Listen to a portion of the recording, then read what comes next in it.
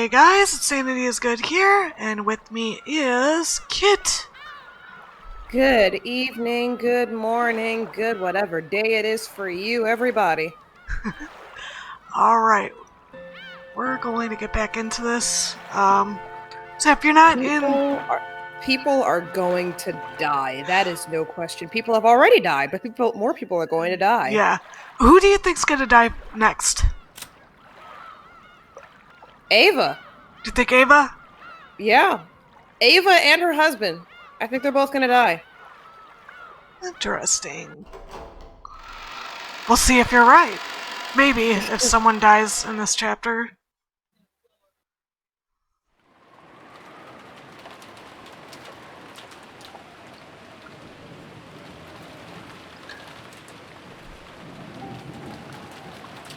Lunch ended, and the servants removed the tableware and went to the kitchen.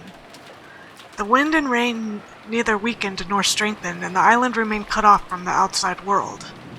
At first, it seemed as though Natsui planned to stop anyone from taking a step outside the room, but when it came time to prepare lunch, she finally realized this would be impossible. However, in order to avoid having anyone alone in the kitchen, she told the 3 servants to go together. Because of that, the servants were the first ones given the right to leave the stuffy parlor, which had been packed with 11 people.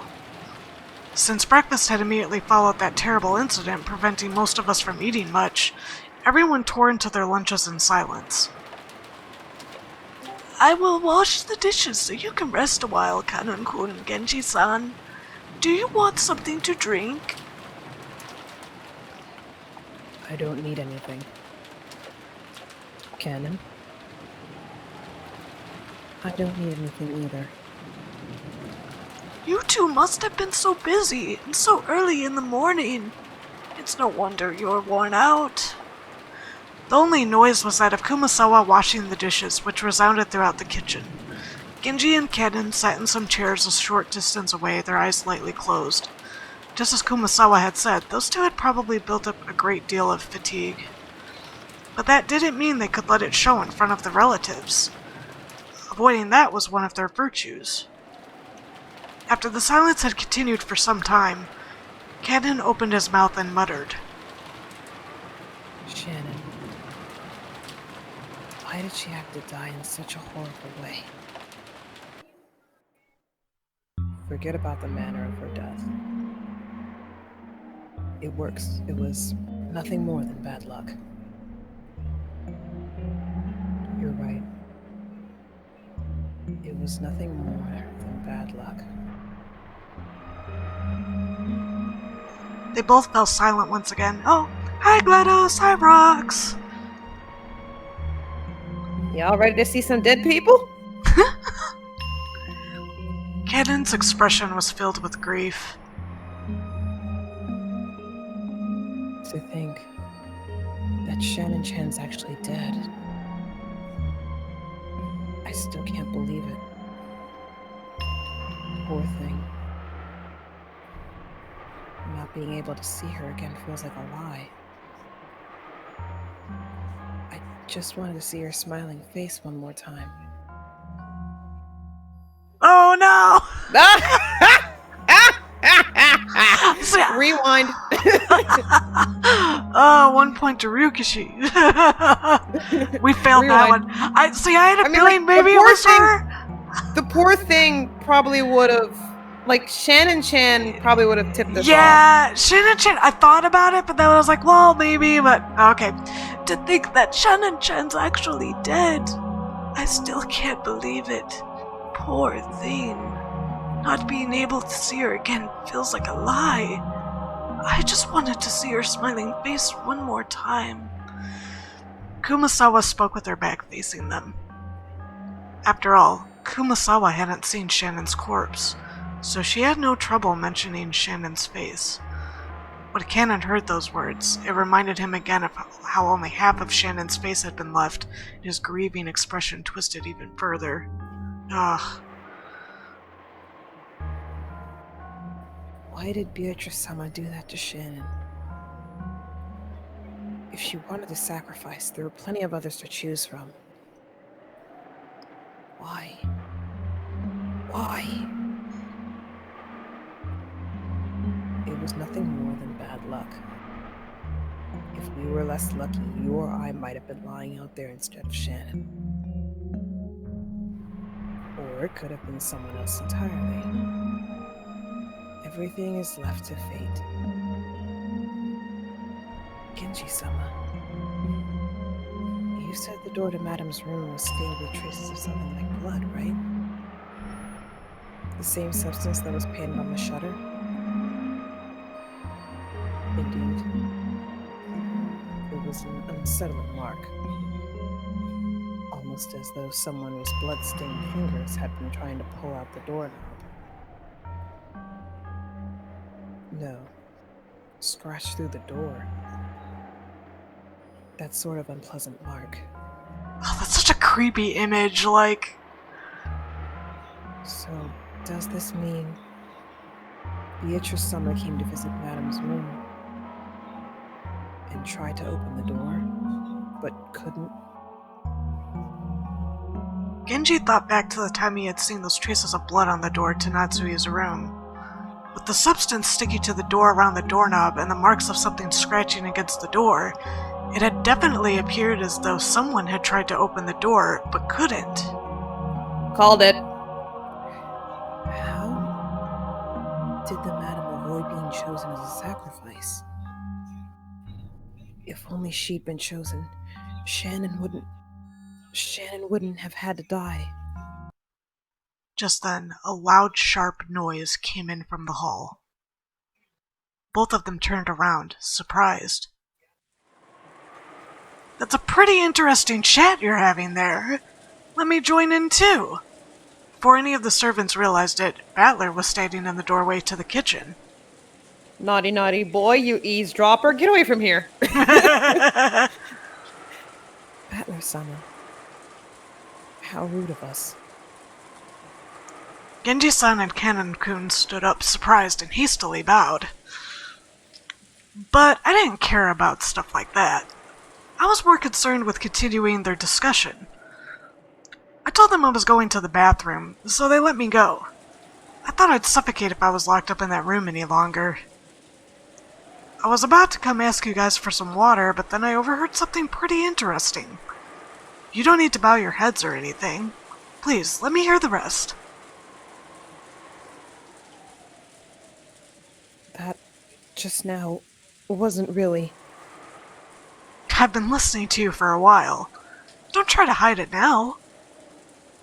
So I'll ask directly. Who is this Beatrice? She's supposed to be a witch from a kid's story, but it doesn't look that way now.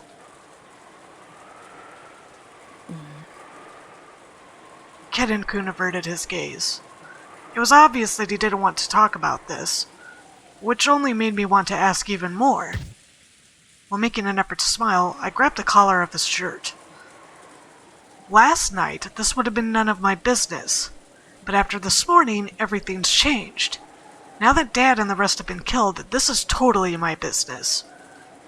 I have the right to listen to this suspicious story, don't I? I glared into Kanon's eyes as he continued to avert his gaze in apparent pain. Since there was a big difference in our heights, Kanon had to stand on his toes, and it looked like it hurt a bit. Yeah, keep in mind, Balor is, like, unusually tall for a Japanese teenager, like... That makes kind of sense, yeah. Balor-san, please, let go of him. Kanon-san isn't really hiding anything. Then you won't have any problem talking about it, right? It's lonely being out of the loop, you know? When I tried to further twist up his collar, Genji-san cut between us and spoke. In his expression were faint traces that he'd made up his mind to do something. Apparently, he had no intention of hiding it. I can tell you about it. Kanon only hesitated because you might have taken it badly, Battler-sama. Hesitating, huh? Not very manly of you. Whatever it is you're talking about, it's even more unpleasant having it kept a secret. Tell me about it. It's not like we have anything better to do before tomorrow comes. A slightly spooky story might be the best way to avoid getting bored. Genji-san and Kanon-kun looked at each other, then nodded as though they decided to talk. Understood. Please ask us anything. We will talk. AMA Ushiromiya Servants Edition.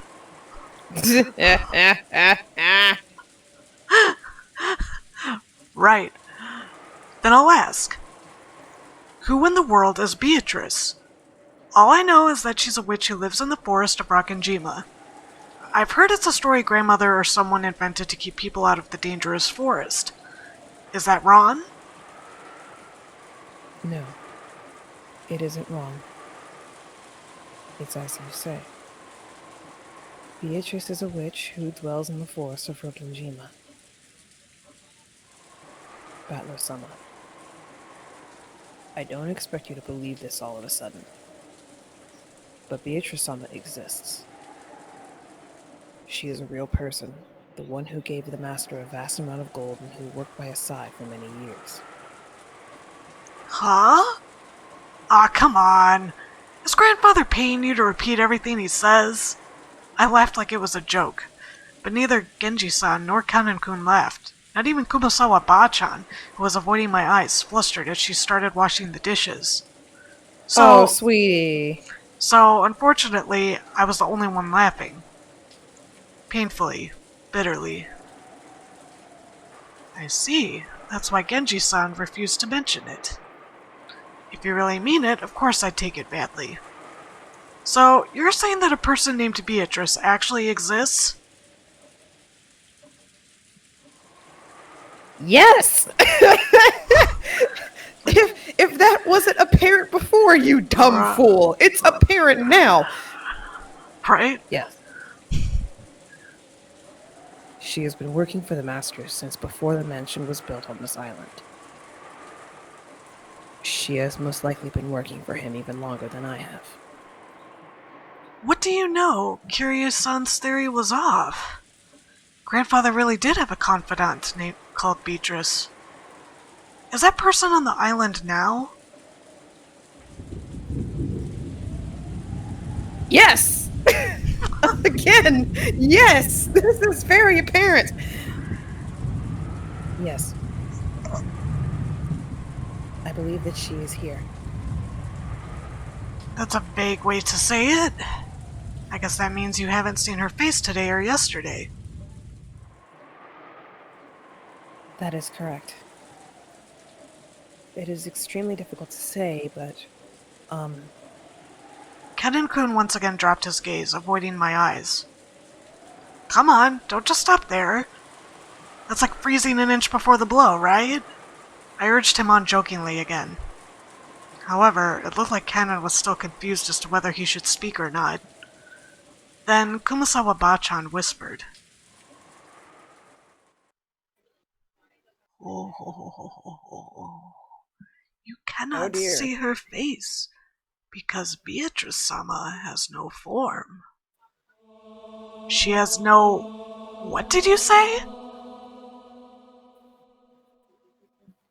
Called it! Oh my god, I called it. Ugh. Beatrice-sama has no body. Therefore, unless Beatrice-sama wishes it, common people like us are not able to see her form. I have heard that the portrait shows what Beatrice-sama looked like back when she had a human form. It seems he yearned for that figure so much, he would often stand in front of that portrait.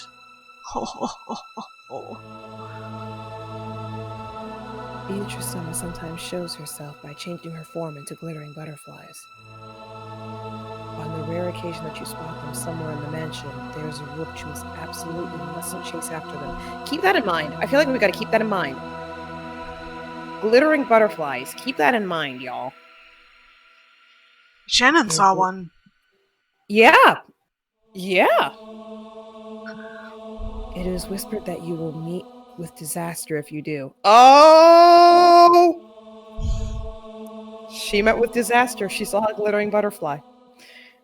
In fact, there was a servant who broke that rule and quit because of a great injury. Wait a sec, are you kidding me? Are you all serious about this? Battler-sama, Beatrice-sama has already arrived. Such language may be unwise. Beatrice does not like it when she is profaned. If you doubt her existence, you will surely meet with disaster. Atlas-san, you probably find this topic unpleasant, but you know what? Beatrice-sama does exist. She exists. Beatrice-sama hates people who doubt that. Can't you tell, Butler-sama? Beatrice-sama has already arrived here. Come on, quit it. I'm weak against that stuff. Enough with the cheap threats. However, there was no trace of a joke in the eyes of the three servants. On the surface, I laughed and tried to look unconcerned, but I was quickly starting to sober up. Their eyes were also sobering up fast. Battler-san, I beg that you stop profaning Beatrice-sama. Please trust me. Kumasawa Bachan, who was usually cheerful and would always tease people, now spoke with a totally serious face. Well, even if you say she exists, I don't see anything. Are you trying to say she's standing right next to me or something? Quit joking around. She's real, bitch! Oh wait, hold on. Okay.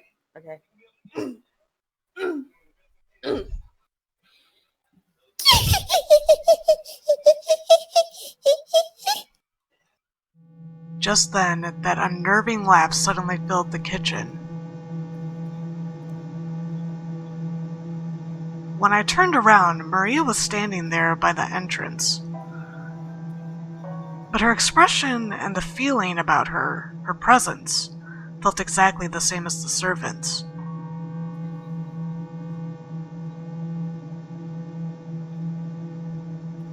I'm sorry, she's creepy. She's so creepy now. Hold on, let's...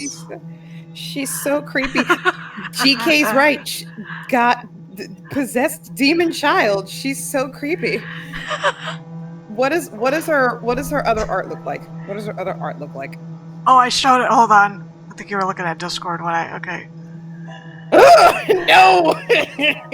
Oh no! Oh no! She's still adorable, okay? No! Oh no! No! Nope. I'm changing my ways. She's no longer the cute child. She is now the demon possessed child. She's creepy as crud, man. She's creepy. She's always adorable. She just likes the occult. No, she's so creepy. She's so creepy. I'm so frightened. She's creepy. I'm so scared, man. No. Okay.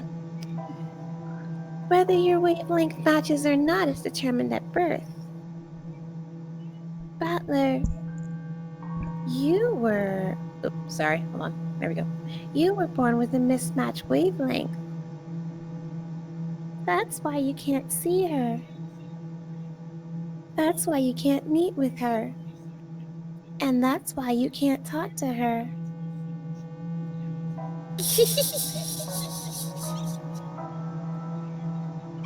Brox, let me tell y'all this is an experience while eating a whole ass lemon in the dark.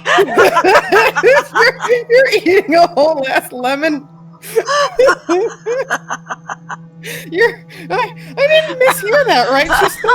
She said she was eating a whole ass lemon.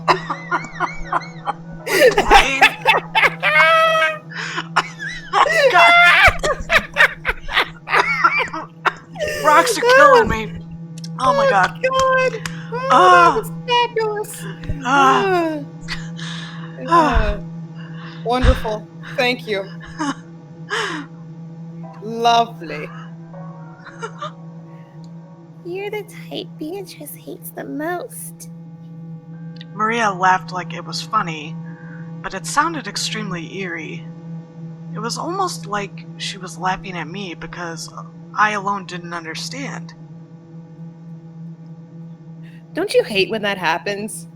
Like when you're like doing something and everybody else is laughing at you and you're like, what, what's the joke? And everybody was just like, oh, you poor dumbass. Do you want to know about Beatrice? Beatrice is a 1,000-year-old witch. With all the demons at her command, she can harness the power of alchemy to create the Philosopher's Stone and a vast quantity of gold. Grandfather built up all the vast wealth of the Ushiromiya family by making a contract with her. Yesterday I read Beatrice's letter, didn't I? That was real. Well, I guess it's pointless for me to try and force you to believe.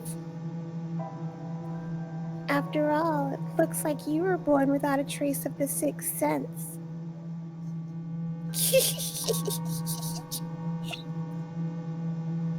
What are you talking about? Witches? Demons? Who told you about that?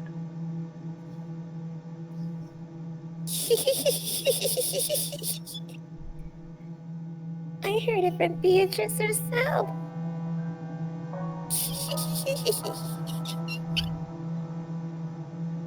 Maria kept doing that unpleasant laugh. However, the servants who watched over this didn't even blink. She heard it from that witch in the portrait adorning the entrance hall. Maria kept on laughing in a weird voice as though this was nothing more or less than the truth. Maria, it might be rude to ask, but I'll ask one more time, okay? Who gave you that letter yesterday?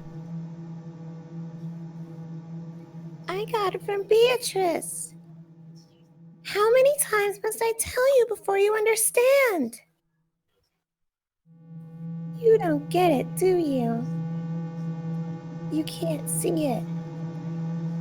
You can't believe it, can you?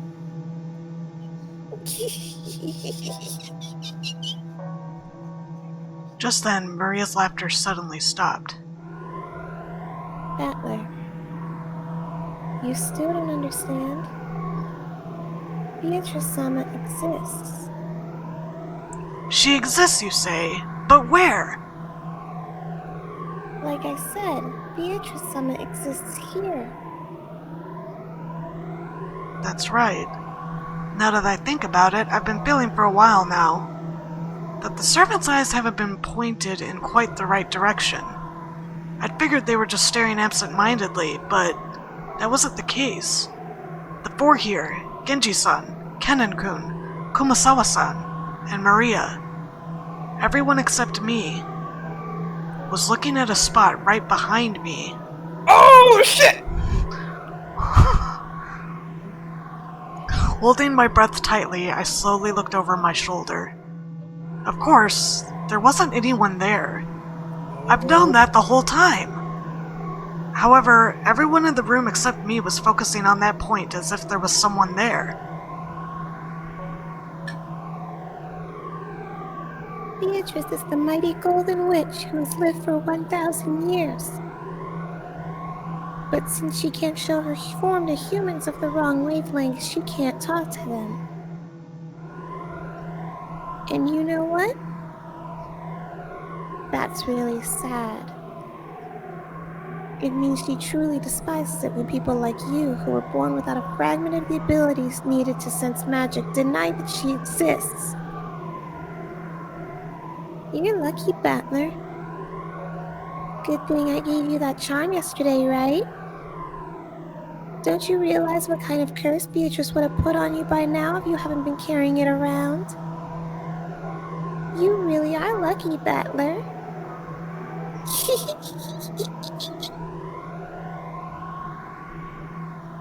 Oh, that scorpion keychain. I thought that was just some cheap gift or something, but are you saying it really had some power?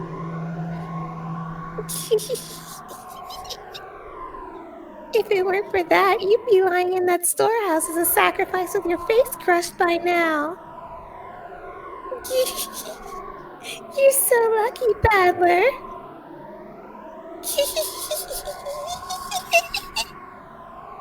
I see.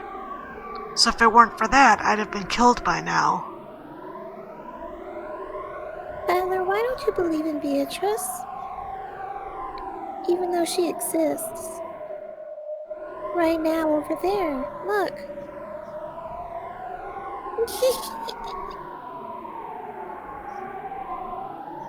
Hey, I'll bet you want to believe it now. Believe it. And thank me for giving you that charm. If it weren't for that, you'd be in the storehouse right now. But then, maybe you would have saved someone else in exchange, right? Okay, I hate this child. Right then I burst into laughter. Playing witches had been pretty fun up until a second ago, but unfortunately that last one seemed to be too much for me to gloss over. Then it's all useless, isn't it, Maria? If that's true, then I'm sorry, but it's all useless. When Maria saw me suddenly start laughing, she stopped. Even though she didn't understand what I was laughing at, she realized it wouldn't be pleasant for her.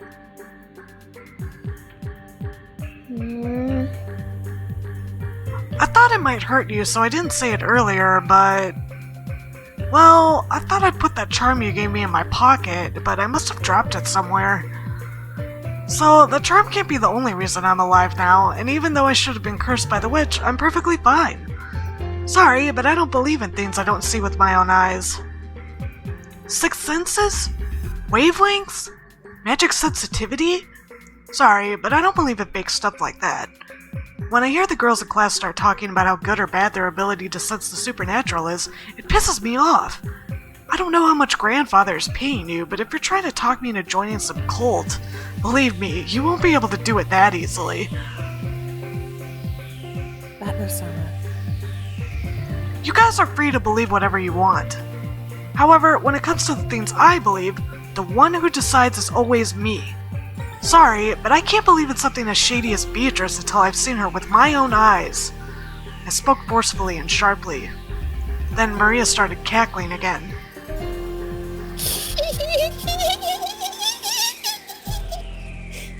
Well, that's just fine, isn't it? Eventually, even people like you will totally mismatched wavelengths will be able to see Beatrice. Very soon she will revive. Beatrice will revive. Once that happens, she's promised to talk with me and play with me a lot. There'll be absolutely no need for you to doubt or for us to force you to believe. She will appear very soon.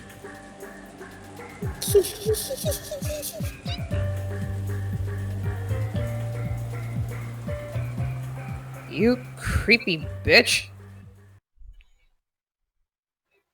That's right, I said it and I'll keep saying it.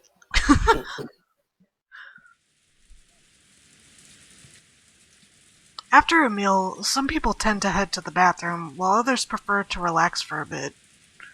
It seemed that several people had left the parlor, just like I did when I went to the kitchen to drink some water. In the end, Aunt Natsui reluctantly retracted her order that everyone remain packed into the parlor, on the condition that no one headed out on their own or strayed too far. In any case, if 11 people are shut up in the same room starting early in the morning, the air will start to stagnate. Also, quite some time had passed, so everyone was starting to recover from the shock of that morning, and their sense of danger might have been weakening too. However, it was a certain fact that 6 people had been killed inside this mansion, so no one was completely negligent. So whenever they went out into the hallway for a breath of fresh air, trying to act tough, they would quickly get scared of standing there, isolated, and would eventually return to the parlor. I guess it's like the north wind and the sun. If you force someone to stay shut in, they'll resist, but if you tell them to do whatever they want, they'll come back obediently. People really do like not doing what they're told. When the servants finished cleaning up from the mill... Yeah, like, wearing your goddamn fucking face mask, fuckers. Oh, went there! Yeah, I went there. Fucking morons. I'm sorry, that pisses me off. The governor actually had to tell people, now where I live, he's gonna start, the cops are gonna start fining people. And it's like, why would it take that fucking long? I'm sorry. I digress. The servants finished cleaning up from the meal. They returned obediently to the parlor, just as Aunt Natsui had told them to, and sat on a sofa near the entrance, patiently awaiting orders. When this... Oh wait. Maria, almost as though she had suddenly finished playing witches, had returned to the pure Maria I knew well, saying ooh ooh. What in the world happened back there? I hadn't felt even an atom of the presence of this person called Beatrice, who was supposedly standing behind me, invisible. However, it felt like I'd glimpsed a little of that presence inside Maria. You're right. When Maria starts talking about witches, her personality changes. Badler-kun, you also saw it down by the beach yesterday, right? You mean that scorpion keychain? No, I don't mean like when her feelings were hurt. I'm talking about her having a dual personality or something. Yeah, that happens sometimes too. That thing Maria did when she was talking about the magic circle does happen every now and then. It's freaky though. Apparently, Jessica had spotted that key Maria a few times. I just happened to catch it at a bad moment, and was pretty freaked out seeing it for the first time. So, what is that?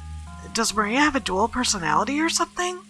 Or are you saying that her spiritual sense really is that strong, and she's being possessed by a spirit or whatever? No, I don't think it's that. Haven't you ever experienced it? When you were small, didn't you ever want to be someone other than yourself? When humans are born, no one has any individuality. However, when they reach their growth period, their sense of self starts to be born. They want to be different from other people.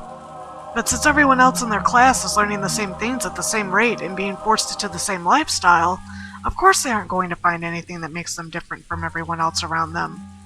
Once I realize that, the first thing they do is to start breaking the rules in what's called the rebellious stage. Since everyone else follows the rules, they want to show off their individuality by breaking them. So even those who try to act tough, mocking everyone around them and calling them childish, can actually be viewed as cute kids searching for themselves, if you look at it this way. Well, I'm lecturing about all this like I'm so smart, but I actually got it secondhand from George and Iki. I myself was one of those embarrassing guys who thought it was cool to act like a little bastard. Well, that was when I was at the age where you try to show off for the opposite sex.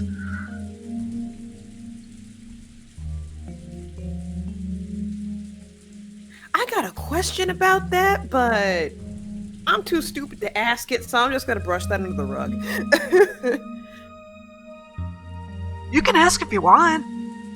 I mean, like, that kind of makes sense, but then I'll ask myself, did I have a rebellious phase? I don't think most of the things I can say is like the only rules I broke is like when my mom didn't want me to like eat sweets or something like that because I love sweets. When she wanted me to eat like these stupid flax seeds, and I was just like, no, I don't want to eat these. They're disgusting. Like, okay, so showing rebellion can differ depending on the person. Like, I didn't rebel. Like, okay, so like my sisters, well, one of my sisters, she rebelled by sneaking out at night, going to parties, drinking, doing drugs, like that kind of thing. That was her way of rebelling, which is what most people think about. But the way I rebelled was I read horror novels, I watched horror movies, I would swear, I would write creepy stories, I dated a guy who was like way older than me, and I really shouldn't have done that. Like, stuff like that was my rebellious phase. So kids will rebel in different ways, but some of them don't feel the need to, but that's because, and I think that might just be because they're comfortable with who they are and they have a good home environment. So I feel like if you have the conflict of that pressure of trying to fit in, and then you get pressure from your parents to be a certain way that doesn't match up with who you feel like you are, that's when you tend to rebel in some kind of way because you feel trapped, and it's a way to feel like you have a bit of control over your life. So that's my take on it, anyways, from what I've seen. So, anyways. Alright. The main feature of the growing period lies in an impulse to break away from your life as a kid, like a chick trying to crack open the shell of their egg. Do you know what makes children and adults different? Age? Or do you mean size? No, it's experience. Okay. Here's my deal with that, because my family does this to me from time and time again, and I really hate that sometimes. Yes, experience is a difference, but it's also how you respond to those types of things. Yeah. Because response can be just as important as experience, because with experience it means that you've done something like that before. With a response, it's how you feel and how you correctly respond to that, and there is no correct answer. A man who has a limp is walking down a street and he's trying to get from one side of the street to the other. Someone with experience would say, oh, he's having trouble because he has a limp. A person with no experience but with a good response would say, oh, he's having trouble, let me help him. Yeah. Sorry, I went on a tangent there. Excuse me. It's okay. No, it's okay. Adults can look down on children because children have very little life experience. The reason they snort at everything children say is because they think kids know nothing about the real world. Yeah, I understand that. When you're a kid, you talk like you've got life all figured out somehow, trying to act like an adult. No matter what kids say, adults just snort at them and say they're too naive or that they'll understand when they get older or something. Well, it's probably true, but to a kid, it's just annoying, like they're being looked down upon. Mood. I get it. It's a question of knowledge and experience. Well, I guess you're right that there's no reason to respect a person for their age if they've just wasted their lives. Therefore, during the period when they try to separate themselves from other children, they also try to take on a personality traits different from those around them. And if knowledge and experience is what separates kids and adults... I get it. If they know something no one else knows, it becomes part of their identity. You know, when I was in elementary school, I learned things no one else knew, get things no one else had, wear things no one else wore, and became a bit of a hero for it. I'll bet you've done the same thing, Battler. Yeah. There was definitely an age when I wanted to excel in some skill or other. I see, so that's because I was trying to separate myself from being a child, or going through my growing period, in other words. If you put a positive spin on it, the growing period forces you to separate yourself from others, thereby pushing you to gain skills and knowledge no one else has. And this is also interesting from a sociological standpoint. Because people hate being like everyone else, they try to learn skills other people don't know. In this way, society can acquire the broad range of skills it needs to survive. The quality of the gods' programming is truly surprising. Well, unique personality traits can also be negative, right? Like if, say, everyone in the class was studying hard, but I was the only one slacking off, trying to stand out. Okay, that last bit really was true about me. It's only recently that I've been able to thank the middle school teacher who slapped me after school. But, well, I'd try to jump over things no one else could, sprint as fast as I could, try to lap those guys with good grades when we did a marathon. I just felt like doing it. It was in my nature that, if I couldn't study well, then at least I could get back at them by exercising. I see, so I really did go through a proper growing period. I guess boys really do tend to focus more on physical stuff. But, you know, girls of the same age tend to focus more on mental, spiritual things. I'll bet there were groups of girls in your classes that got really interested in fortune-telling and their spiritual senses. Yeah, there were. They'd come over asking me for my sign and my blood type, and then they'd laugh, I thought so, hee. It really got on my nerves. No matter which class you go to, girls like fortune-telling. Deciding whether your spirit sense is strong or weak, what your sensitivity is, whether you can see the unseeable. That kind of thing definitely happened to me. This is definitely a Japanese culture thing, I think. Like adolescent girls having an interest in that, because it's not so much... I mean, you don't see that here at all. I mean, sometimes you do, like with the folded paper fortune at girls' slumber parties and the whole Ouija board kind of thing, fortune telling kind of like that, or what's your star sign kind of thing. Sometimes people will follow in with that, but other people, Yeah. but then they either fall out with it in high school or keep up with it if they're learning into like witchcraft, or they think like it means something from the day-to-day lives. Yeah, it's true. Sometimes it's accurate, sometimes it's not. I used to follow that kind of thing when I was like when I was in high school going into college, but then I realized, hey, it's what I make of it and how I respond to it, so it doesn't really matter if I have a good day or a bad day, depending on the star sign kind of thing. Yeah, I My- never got into that. Like, we played the paper folding game, but it was just like a game. And my parents, because they were, Mormon or whatever, we weren't allowed to play with Ouija boards. Horoscopes were really, like, looked down upon because it's, witchcraft or whatever. So I didn't really get into it just because I wasn't allowed to. But GK tried to summon a demon when they were in summer camp. What the crud? I mean, demon boyfriend, heck yeah. Or demon I mean, but girlfriend. GK, we're gonna have to have a talk. We're gonna have to have a talk, GK. Yeah, they're fine. They're fine. I know they're fine, but come on now. Come on now. Without a protection spell, Ouija board is just like opening up the back door of your house and letting anybody and everybody come through and just touch all your stuff. You're a good not problem child, Rox.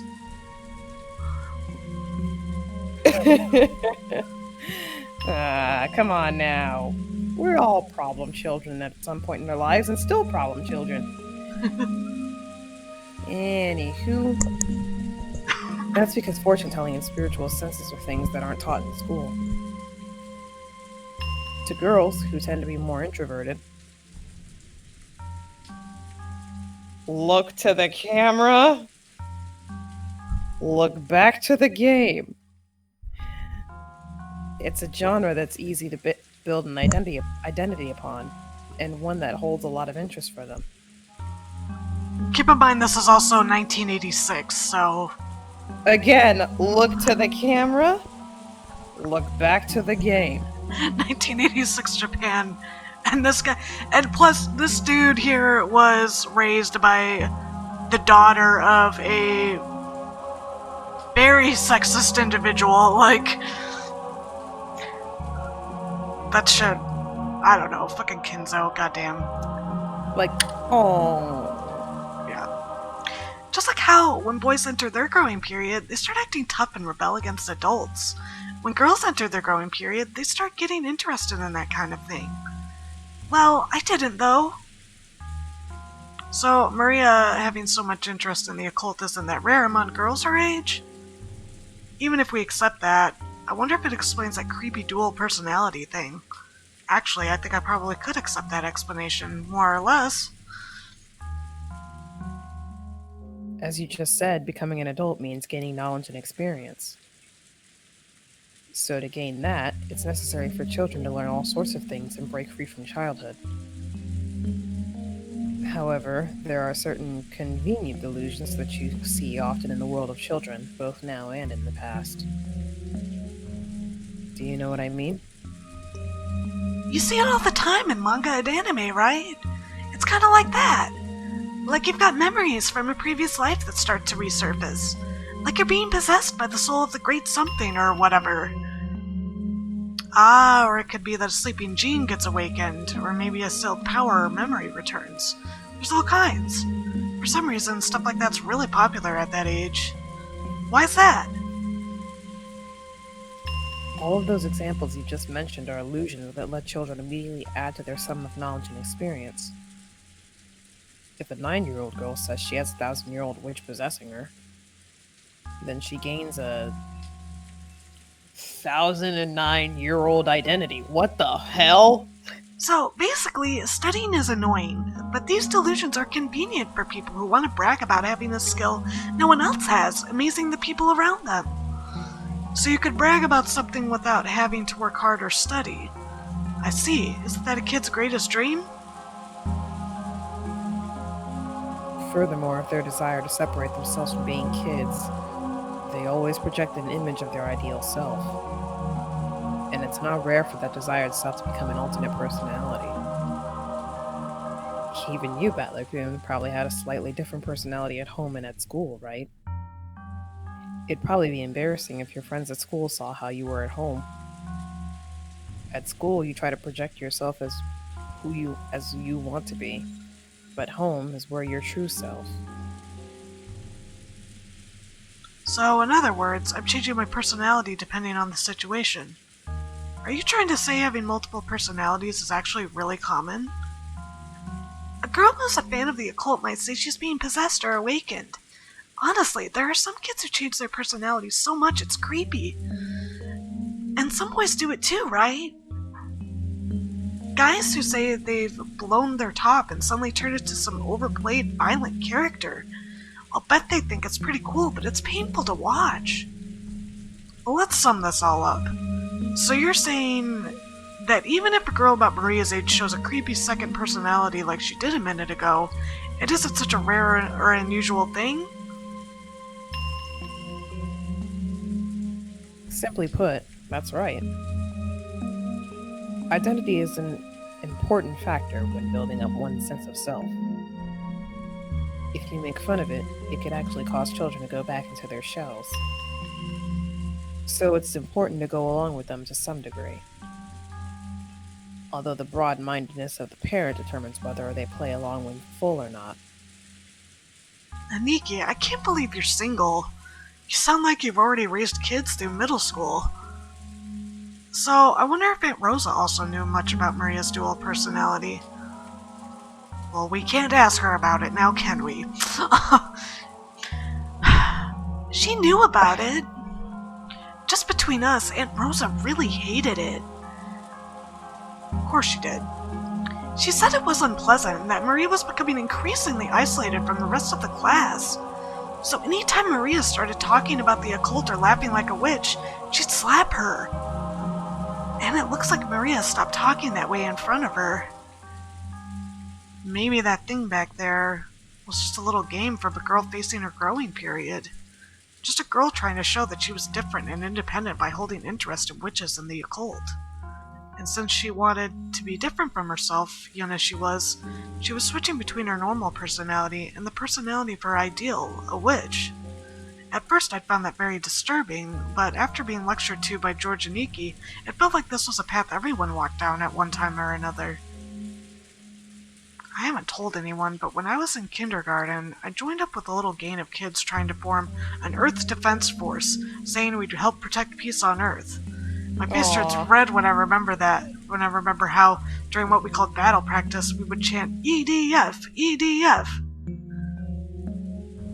Just like usual, Maria was relaxing, immersed in the TV, ooh-ooing and laughing just like any girl her age. But on the inside, another personality, that of the ideal witch she respected and blindly accepted, was sleeping. But that wasn't anything extraordinary. It was perfectly natural for a girl of her age. I think she just got excited when she was walking by and like heard them talking about Beatrice. I think that's all that was. I'm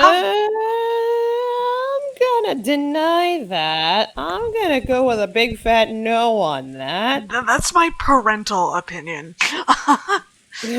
That's the parental opinion. Yeah, okay. This person right here, this person talking right now, this person says that no. Nope. I've calmed down a little. The shock from my bizarre experience in the kitchen just now is fading away. If I hadn't talked to Aniki and Jessica, I might still be frightened by the idea that an invisible witch is standing right behind me. However, can I really accept that as an explanation for what happened back there? If it had just been Maria, I could have explained it as the fickle delusions of a growing girl. But Genji-san, Kennen-kun, and Kumasawa-ba-chan had also been there. None of them had denied what Maria said. They silently accepted that Beatrice exists. I was starting to feel a little uneasy. Aunt Ava's position was that no 19th person existed, that the crime was an inside job tied to the family quarrels. On the other hand, Aunt Natsui's position was that the culprit was hiding somewhere outside the mansion. So she rejected the possibility of an inside job and supported the idea that a 19th person existed. And in the kitchen, Maria and the servants had also supported the idea of a 19th person. But according to them, this 19th person isn't human. They said it was an invisible witch carrying out some mysterious plan. Is there a 19th person or not? And is the culprit human or a witch? For some reason, I couldn't just laugh off any of those possibilities. Not even the most ridiculous story about the witch.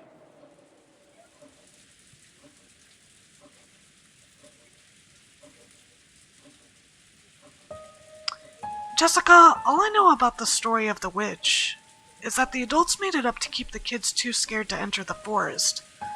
But is the story different here in the mansion? I feel the same way you do, okay? I think it was just a stupid ghost story that parents made up so their kids would listen to them.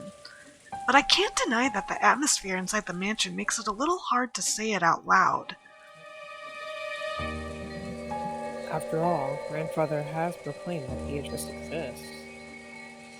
And because of their position, the servants can't doubt that.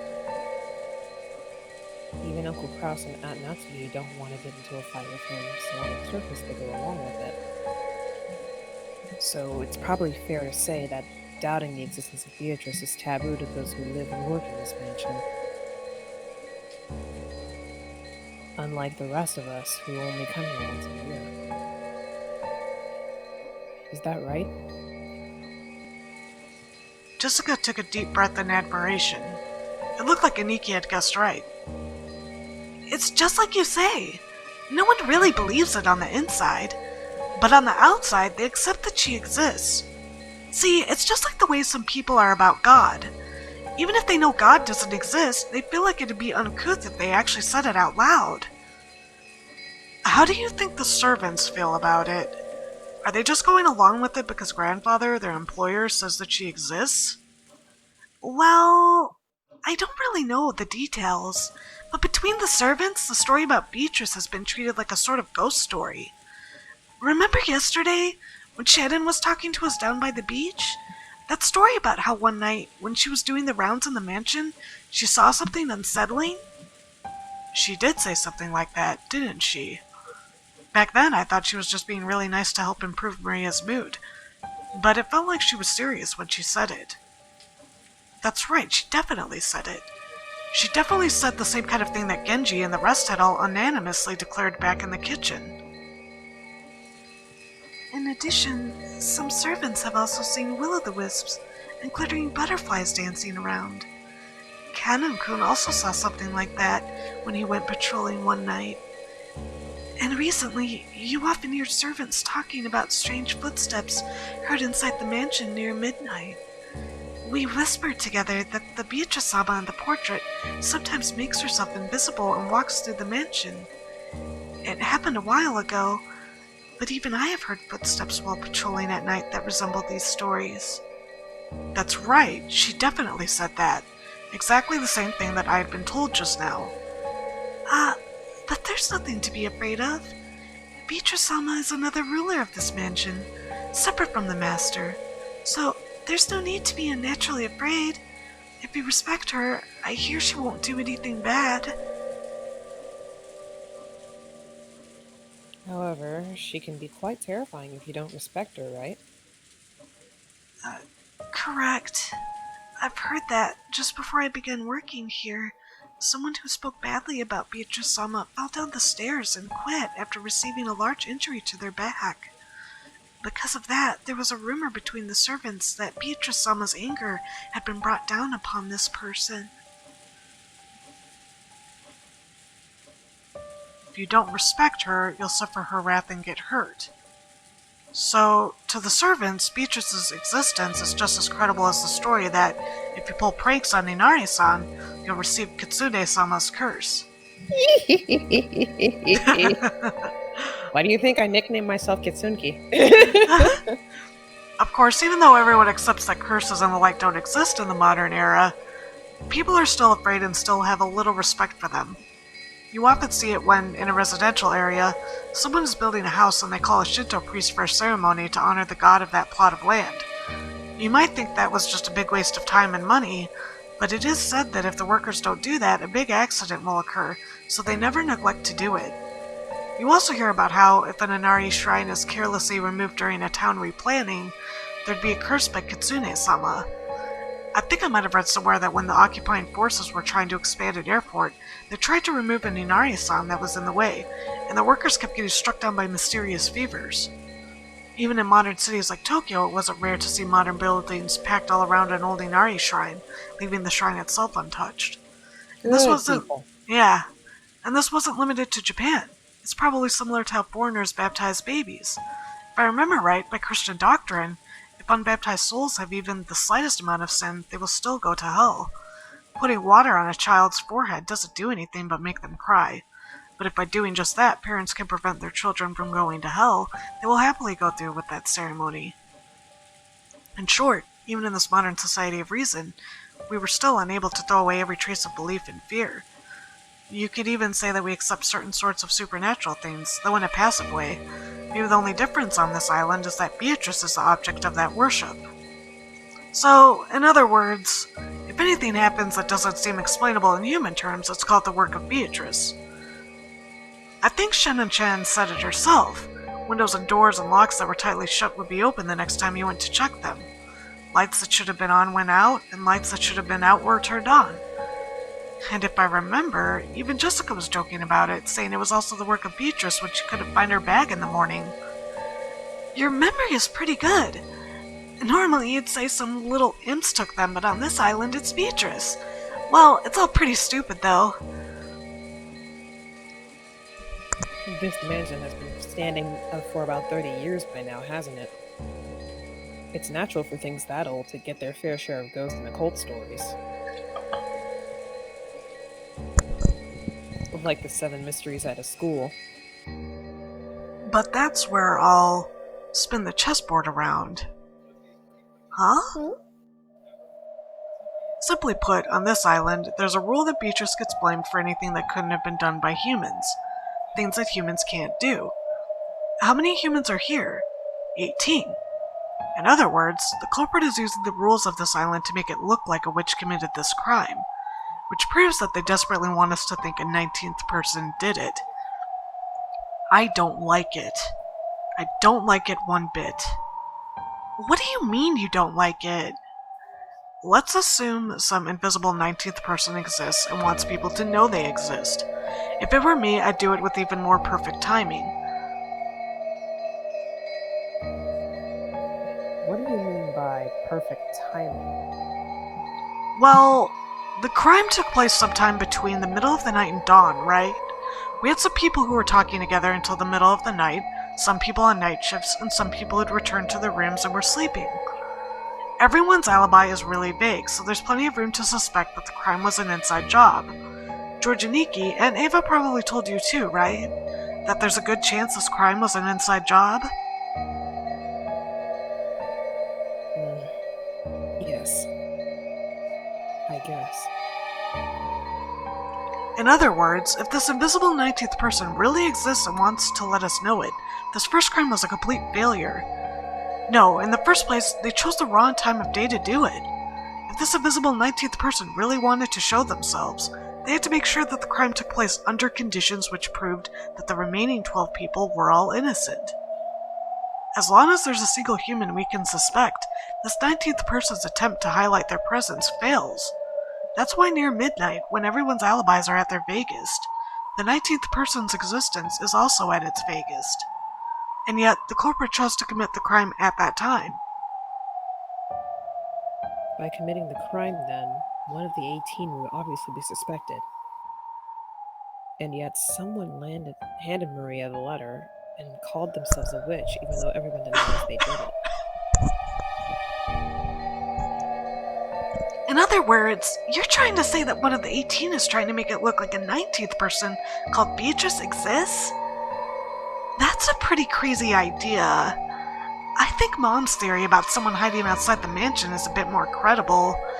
Battler, don't tell me you actually think someone in this room is the culprit. I do. Someone's trying to force us to accept that Beatrice exists. That's right, this whole thing started as far back as the letter last night. I don't have any basis or proof. But with the chessboard turned around, this is my best guess. Seriously, that's too crazy. You sure you haven't been reading too many weird detective novels? However, it's an angle we can't ignore. Whether there's a 19th person or not, the culprit's definitely planning something involving that rule about this island. Just now, listening to Battler Queen talk, I remembered something that's a little disturbing. Something disturbing? Yes. Do you remember? Beatrice's letter. It's said that Beatrice was going to collect interest. And by interest, it mentions something of the Ushiromiya family. Jessica and I thought back on what Maria had read aloud the previous night. Yeah, it said that.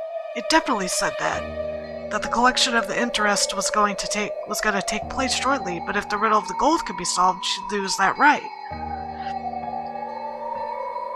Grandfather received the gold and rebuilt the Ushiromiya family. In other words, according to Beatrice, everything created using the gold as capital counts as part of the interest. Which means... That's pretty scary for a joke, Aniki. You don't mean everything of the Ushiromiya family. In other words, everything that grandfather gave birth to. In other words, everyone with grandfather's blood flowing through their veins? I'm gonna assume that was Jessica, just because, I don't know, Battler doesn't seem too creeped out. If you interpret the letter that way, these murders are just Beatrice legitimately collecting interest. If that's the case, these crimes will continue, because the collection of interest is still only halfway completed. George turned around, looking over the parlor. There were still many people who held the name of Ushiromiya, and because Goda-san and Shannon-chan had been killed, we knew that not even the servants were safe, despite lacking the Ushiromiya name. So are they planning to kill us all? But that's weird, George Nissan. In that case, why only 6 people? They should have been able to kill a lot more. At worst, it should have been possible for them to assault everyone while they were sleeping and kill them in a single night. Why didn't they do that? With special clause. If someone manages to solve the riddle of the gold, their right to the interest will be lost. And remember how the letter ended.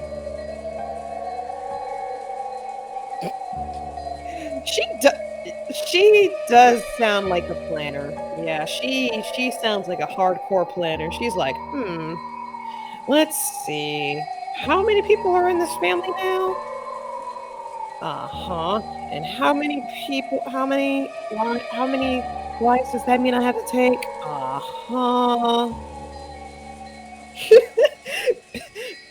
Battler don't give a fuck. I mean, Battler kind of does, but he's basically turning this into a battle of logic versus fantastical. So that's basically what he's doing right now. Like, he's trying to apply logic to the situation where logic is not really shown here. It challenged us all to solve the riddle of the grandfather's gold. Jesus. Looks like we're finally understanding the culprit's message. In other words, the culprit's telling us to try and solve the riddle on that epitaph grandfather had made. On top of that, they're saying that if we just sit around, they'll keep collecting the interest. I realize this is all based on several guesses that are way out there, but not everything that happens in this world fits together in a perfect line. Most of the events we don't understand are only individual points. By fitting them into a straight line, we're beginning to understand. When the points at either end of the line are really close, the line itself is more logical and easier to understand. And when those points are really far away, the opposite is true. It's the distance between these points that makes us say our guesses are way out there. However, if the distances we span are too narrow, that means our thinking will be narrow too. Is there a difference between making guesses and reasoning? Am I just using easily made guesses to try and force this crime into a pattern I can understand? No, that's not it. When you're lost in the dark and searching around with your hands, what you're doing is relying on your imagination and making guesses. Only imagination can find the points that need to be tied together. Reasoning is nothing more than the act of drawing lines between them. If you can't imagine, you can't reason. What I'm doing now might be way out there, but I'm sure it isn't a mistake either. Only the power of imagination can pull clues out from the darkness, and then I can use the power of reasoning to tie those clues together. It was a lot like the process of searching out an enemy's weak spot and striking. It's okay if I'm way out there. Find a weak point first. Then we can think about how to strike.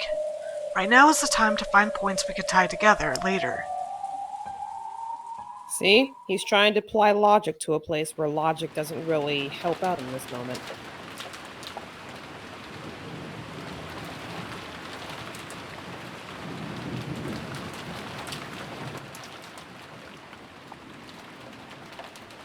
For the time being, I put aside whether a 19th person existed, and announced our theory that the goal of the culprit might have been to make us solve the riddle of the epitaph. Uncle Hideyoshi seemed to be extremely interested, but Aunt Natsui said it was ridiculous and dismissed it. Of course! If you think about it that way, even that letter from yesterday makes sense. That motive seems to fit pretty well with the facts, setting aside whoever it was that gave Maria-chan the letter. Beatrice exists! Even though she was puffing up her cheeks in that cute way she'd been doing since yesterday, I couldn't think of it as cute. If I poked fun at her, it might suddenly transform into a creepy laugh. There is no hidden gold. Liar! She doesn't know that! She does know that! 'Cause Kraus showed her, remember? She was shown one bar. If there's one. If there is one. But they don't know where the rest is. And she only knows of one bar. She thinks that one bar was the hidden gold. And all she knows, it could have been a trick. Because she doesn't trust her husband much anymore. I still think she, yeah. Grumble. I mean, we know that there's a hidden gold, but for all she knows, that one bar of gold could have been a fake that her husband showed her just so that she can get off his back about it. Yeah, it's true. So, for all intents and purposes, for all that Natsuhi-san knows, there is no hidden gold, which is why she's so apparent about this. I hope I used that word right, excuse me. There is no hidden gold. However, if the culprit is blindly sure of its existence, and if they're trying to make us solve the riddle before snatching the gold away for themselves, then I will agree it makes sense. However, if that were the case, why would they start by killing those most highly ranked in the Ushiromiya family? I see your point.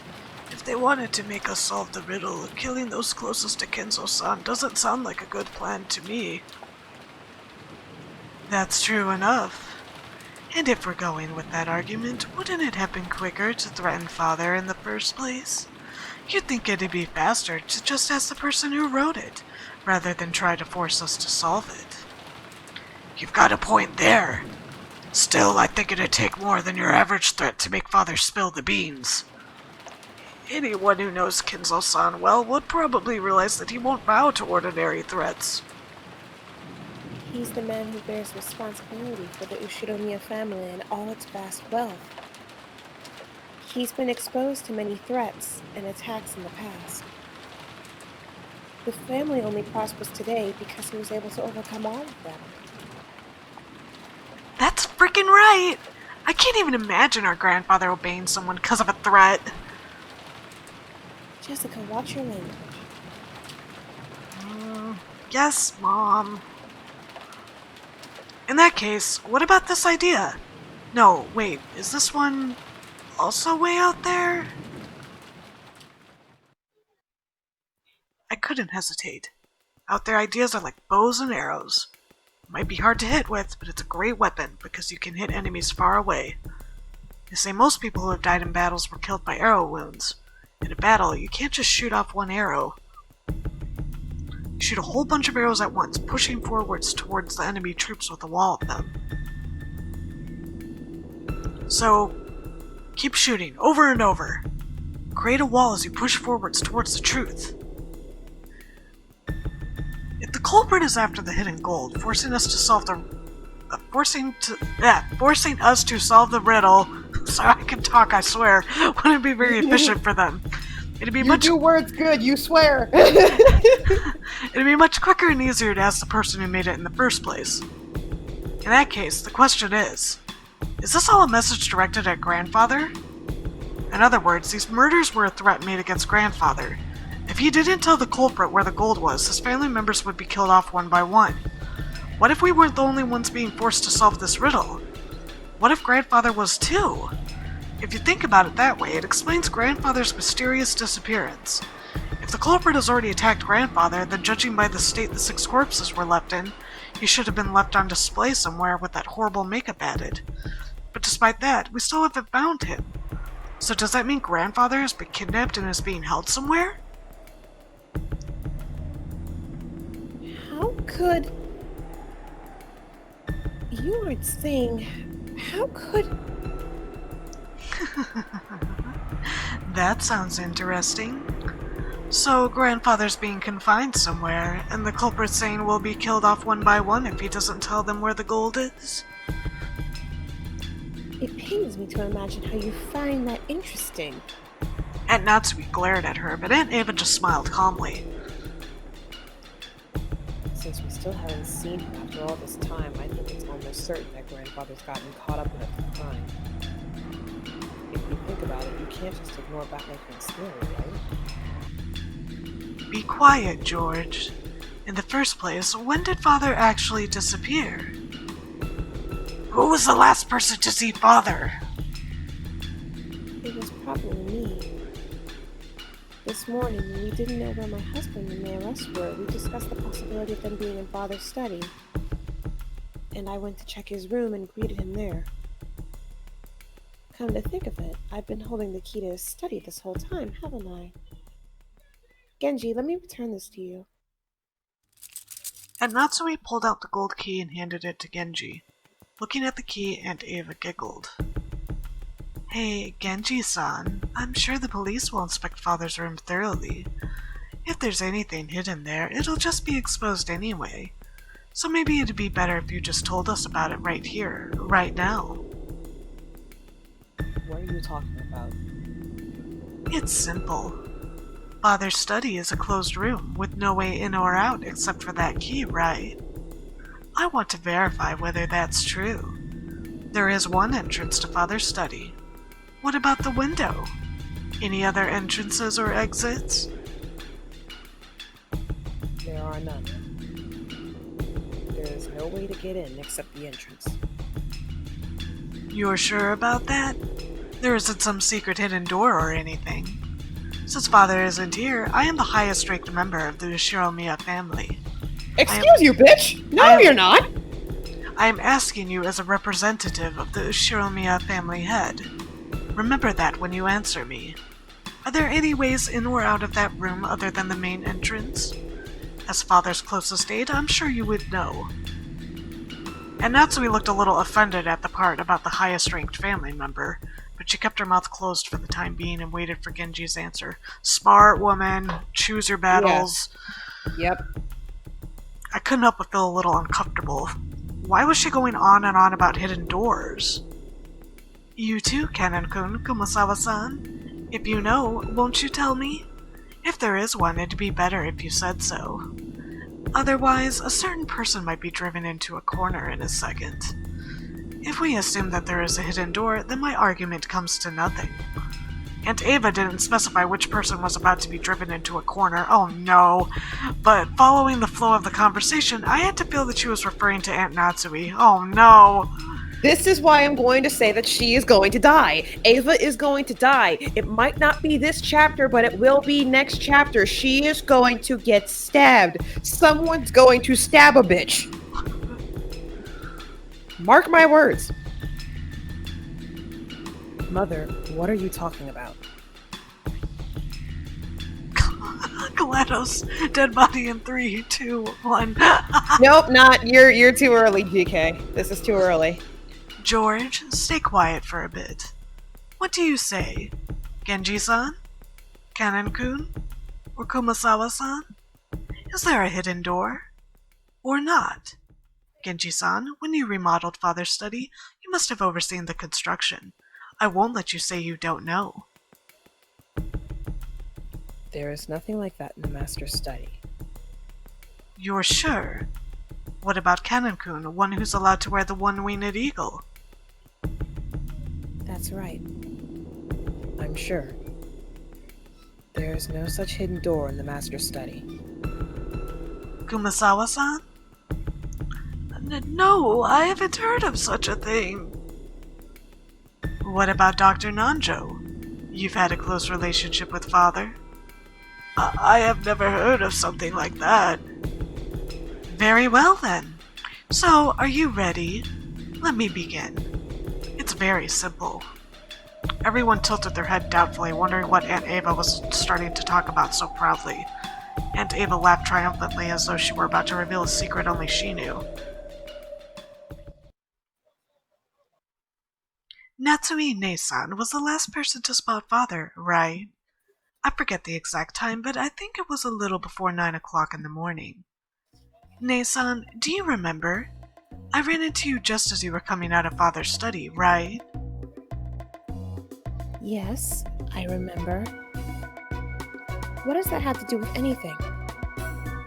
And when was the next time you went to visit Father's study? That was after we found the bodies of Nisan and the rest, right? Together with me, you went up to the study to report that, and we discovered that he wasn't there. By the way, Ne-san, at that time, when you went to enter Father's study, did you notice anything? Notice anything? What are you talking about? Come on. You picked up some trash, right?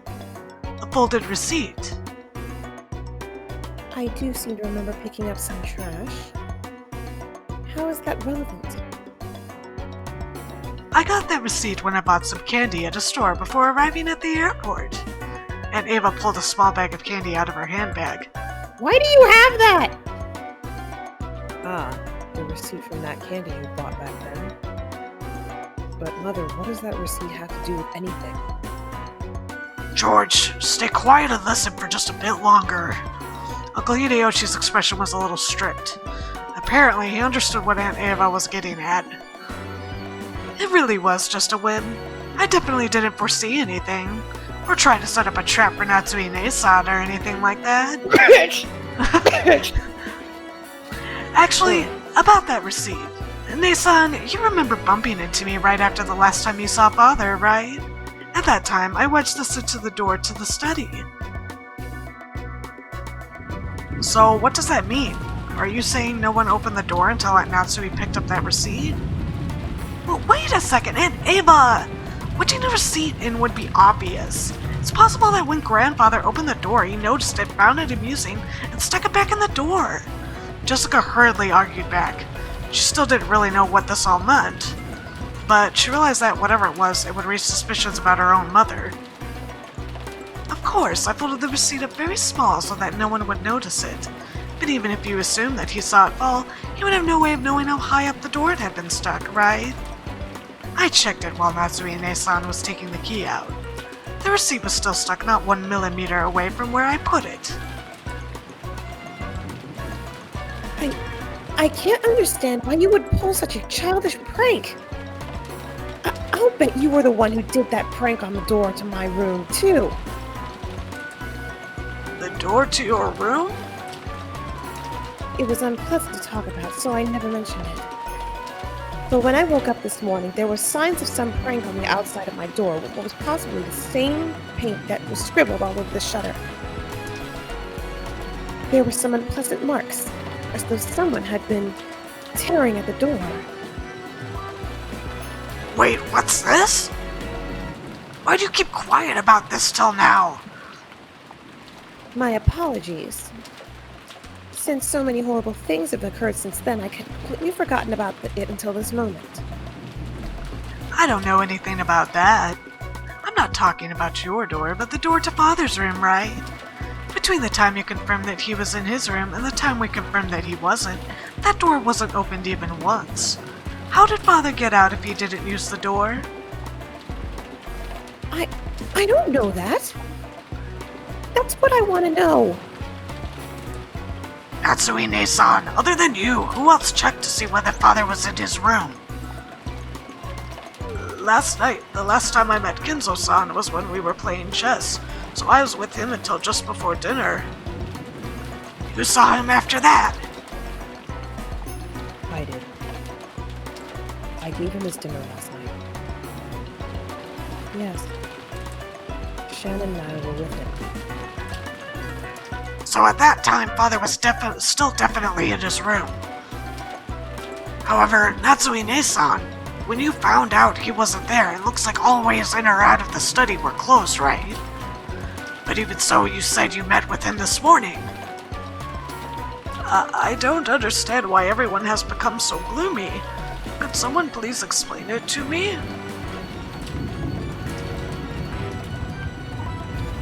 Father and Mother, are you saying that what Natsuki says about meeting grandfather this morning is a lie? Well, like hell she'd lie about that! Mom's guiltless! Why would she lie? Jessica! I keep telling you to watch your language. All at once, the whole room was in an uproar. Aunt Ava and Aunt Natsui confronted each other across the parlor table, with George confronting Jessica. What the heck's going on? Wait, Natsuki still has that gun, right? Yes? Natsuki still has that gun! Many people spotted him last night, right? But since this morning, the only one who claims to have seen Father is Natsuine-san. And then there's that strange fact we learned from my receipt. So, how can we connect these points together? Aunt Ava urged everyone to imagine it. Sure, that receipt could become an important point, but I didn't know which other points to tie it to or how. If we try searching for the answer Aunt Ava probably wants, we'll find that Aunt Natsui lied and acted as though grandfather was in the room this morning. Has that fact been exposed by a whim of Aunt Ava's? I don't get it at all! Why would Mom have to lie? She had no reason to, right? That's what I want to know. But Jessica-chan, you can't be sure she had no reason to lie and say that grandfather was in the room. After all, you see it in mystery novels every now and then. That trick where people fake the time of death to create an alibi for themselves. What are you talking about? I've never heard of that! We still haven't found Father yet, but it's pretty natural to assume he's already been killed. If that's true, there's no doubt we'll find his corpse soon. If, at that point, the time of death could be cleverly faked, Natsuine-san would be able to create an alibi. Do you understand? Everyone? This morning, when Aunt Natsui confirmed that grandfather was there, she lied, and he was already dead at that time? And then she moved the body to some other location and tampered with it so that when we find it, we'll think he was killed just a second ago. That'd make it possible for her to create an alibi, even just by staying with the rest of us. Then, she could say, I heard someone screaming, dash over there and become the first to find the body along with everyone else. Is that what Aunt Ava's saying? Ridiculous. After all, detective novels are merely books for the purpose of entertainment. You can only think of such an industry idea because you read them all the time. That's right! Even if she did try to fake the time of death a little, all that would be blown away in an instant once the police did their autopsy. That might have worked in the past, but do you really think that kind of trick would work in modern Japan? It doesn't make sense. You think so?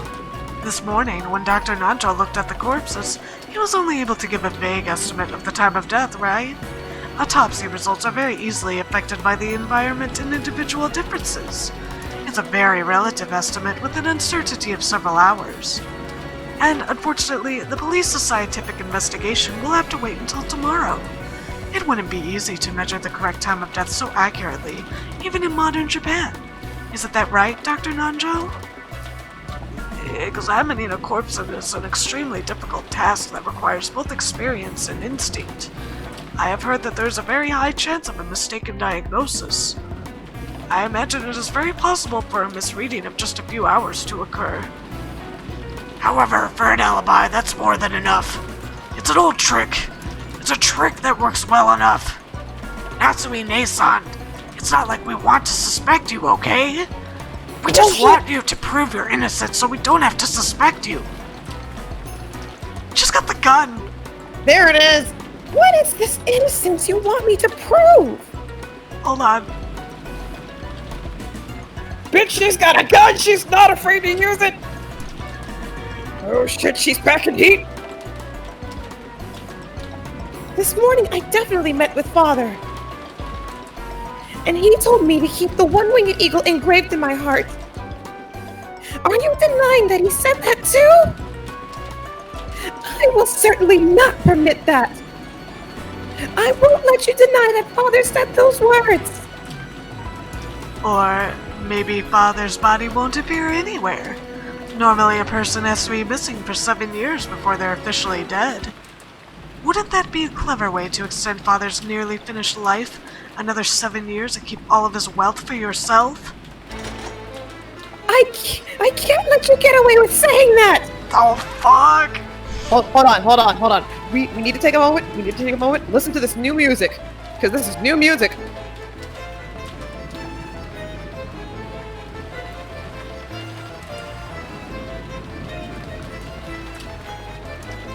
It's probably gonna be copyright claimed, yeah! The strings, though! This is definitely gonna get copyright and everybody claimed. everybody in the chat is just going, boy.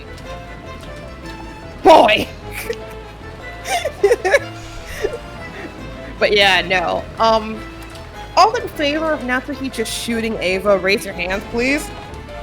Aye.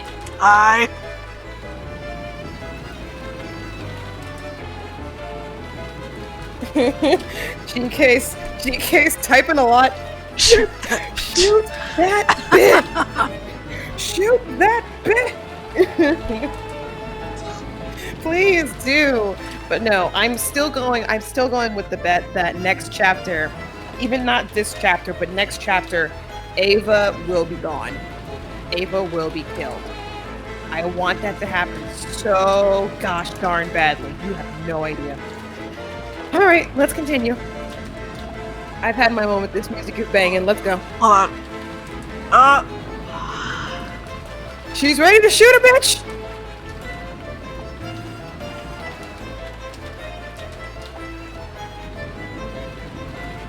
You could dance to this tune and no one would blame you.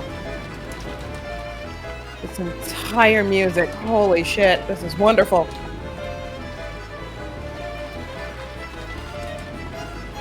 So this is why I was so, emphatic on not looking up the soundtrack, because when you're reading it and the music changes, it's the first time you hear it, it's just boom, yeah.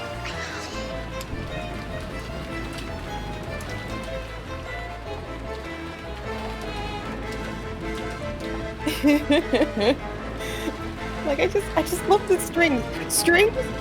Okay, so strings. Any kind of strings. Any kind of string instrument is my favorite instrument. I love strings so much. I'm unresponsive because I'm tired as hell and dozing, but still aware anyways. I've woken up laughing. Thanks, y'all. You're welcome.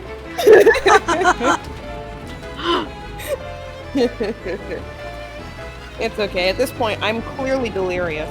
I'm so tired. I'm clearly delirious. Ah! You're my list! And you know my needs. You know my needs.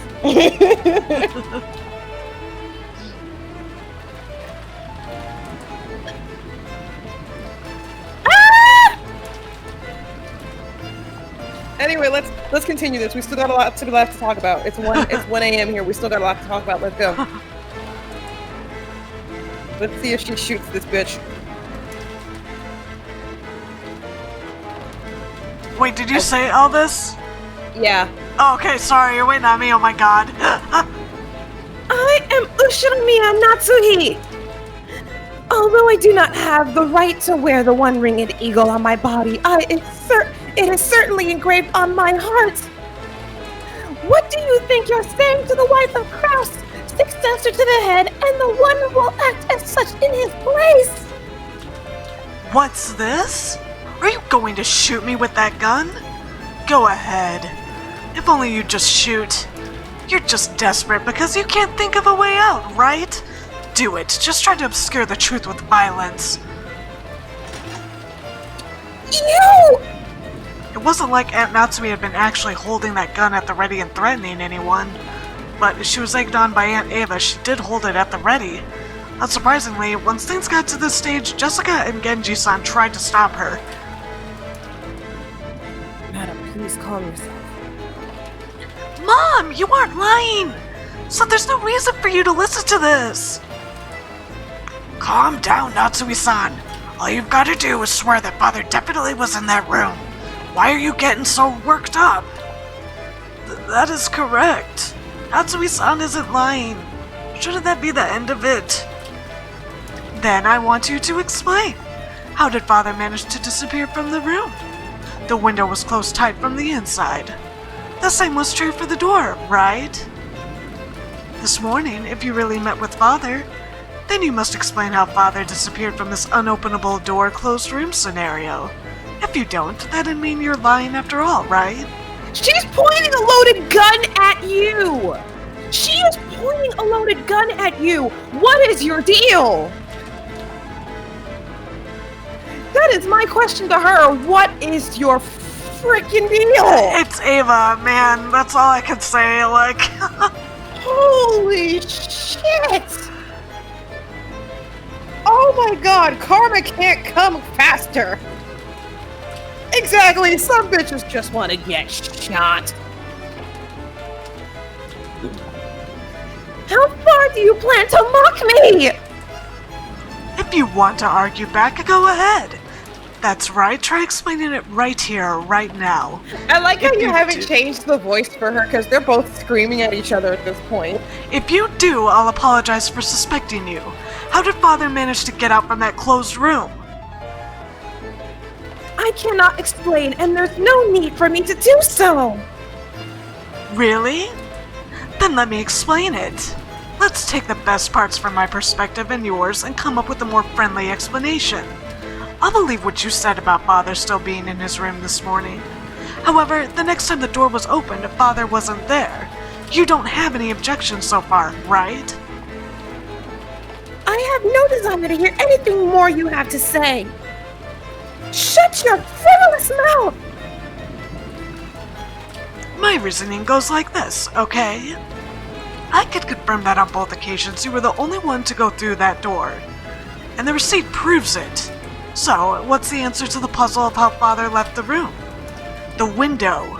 He was sent out the window. Natsui Ne-san, you threw Father out of the third-story window at the study into the courtyard.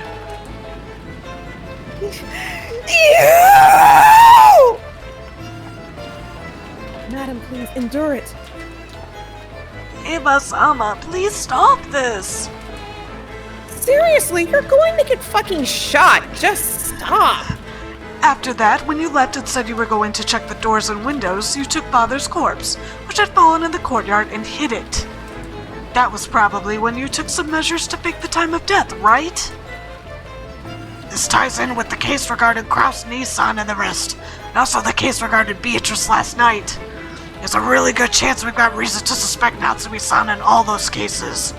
Okay, strike that. They're both gonna die now. Normally I wouldn't want to say this, But now that it's out in the open, there's nothing else I can do. Please, Natsuhine-san, please explain how you can be innocent. Otherwise, I can't help but suspect you. Why me? Why must I, Ushiromiya Natsuhi, be insulted like this?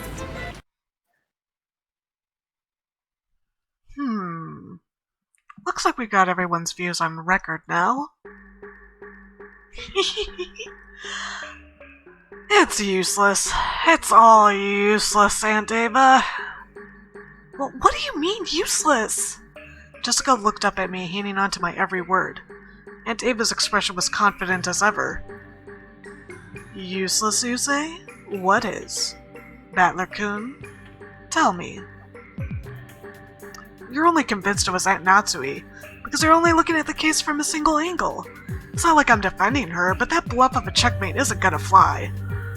I think your reasoning regarding that receipt was passable. It's not a bad thread of logic. But I'd only give it a grade of 65 at best. If this were an exam, that'd be bad enough to get you extra lessons in detention, right? Oh my. Well, how do you think anyone could break through the door sealed by my receipt and make Father disappear? Other than by my theory. It's true that your theory is an interesting one. And if you could say for sure that there was no way to make Grandfather disappear, then you probably would be able to prove that the last person to see him, Aunt Natsui, was guilty. However, since there still is a possibility she's innocent and these accusations are false, we can't be sure about that. Then, Battler-kun, are you saying someone other than Natsui-ne-san made Grandfather disappear? Okay, big thought right now. Kinzo-san was still in the room. He could have jumped out the flippin' window! Yeah, it'd be impossible for anyone else to do it. Except for Kinzo-san! My receipt proved that, right? After the first time she visited that study, and until the second time when we visited it together, the study was a perfect closed room, and when the seal was broken on the closed room, he was already missing. That's the thing, people don't think other people will jump out of windows! You don't want to go out through the door, there's a window right there! But the window was closed. It can open from the inside! No, like the window was, like when they went back into the room to tell him that the people were dead, the window was shut. I'm sorry, I'm reading the chat. GLaDOS just said yeet. Exactly, Spider-Man, that shit closed, my dude. Like, we don't know. This man apparently is interested in the occult and demons and witchcraft and Abstantine and all that good shit. He must have gotten into some of that good kush, looked at the window, thought to himself, I'm gonna get yeet, and closed the window hanging onto the shutters. For all we fucking know. Maybe, I don't know.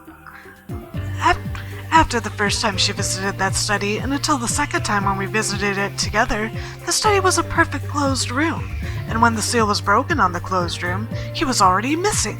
If that doesn't prove she's the culprit, what kind of trick could they have used? Like I said, Aunt Ava, only 65 points. So let's try spinning the chessboard around, shall we? The question isn't how someone managed to make Grandfather disappear from the outside. We should think about how Grandfather disappeared from the inside.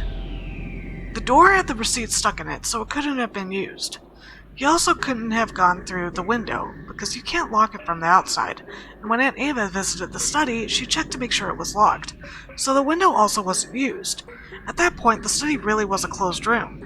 We have to accept this. However, the study didn't remain a closed room forever. Once the seal created by the receipt was removed, it'd be possible for someone to escape by the door. In other words, the question isn't how Aunt Natsui made Grandfather disappear. We need to think about how he was able to escape. Grandfather's study isn't an ordinary study, right? According to Genji-san, there's a toilet and a kitchen and even a bedroom, almost like a little house. For example, what if he was hiding under the bed and the two of you only thought he was missing? And Ava, even you didn't check that far, right? And then the two of you went back down the stairs, thinking he wasn't there.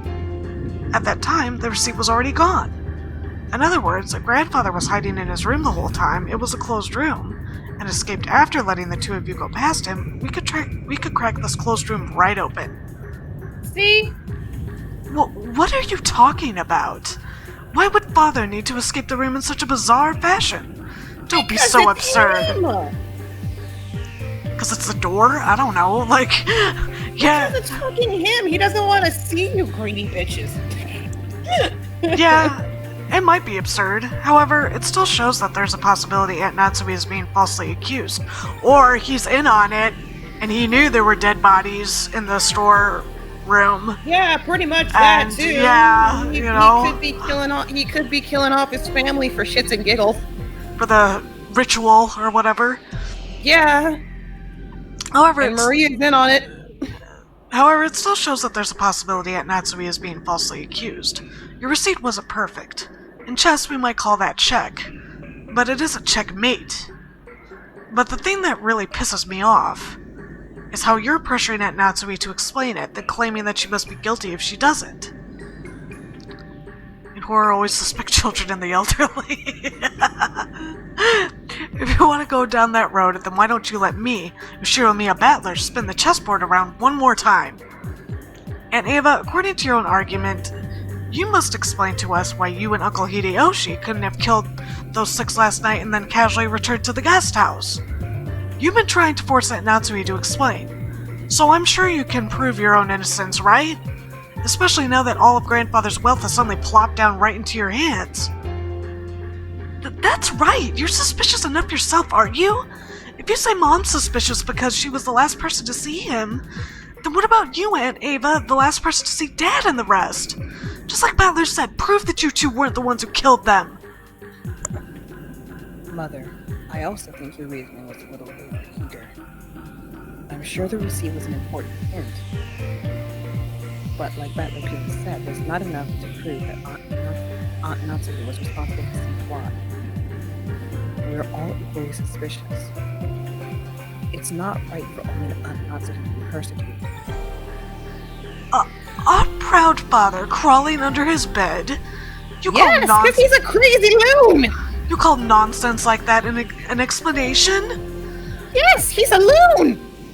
In that case, why don't you explain first? Who killed those 6 and how, and then try showing us proof that you weren't involved. In horror, always suspect the children and the elderly.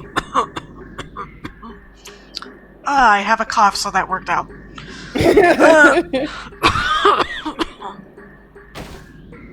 Oh dear!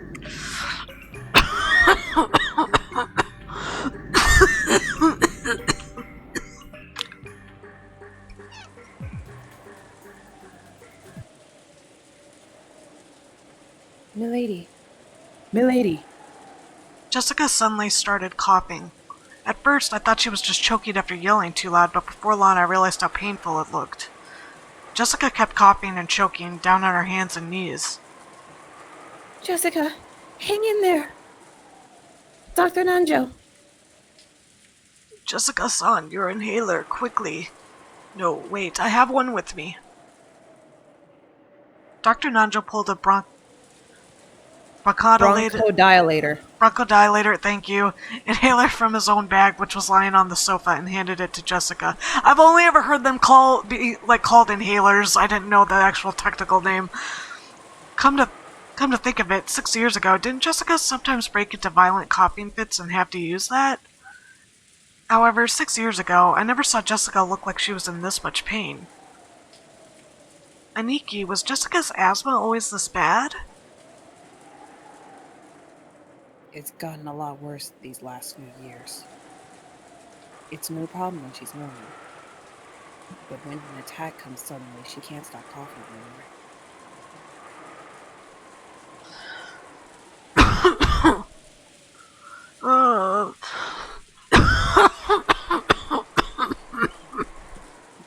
Don't choke now. No, I actually do have a cough, so yeah. Oh dear.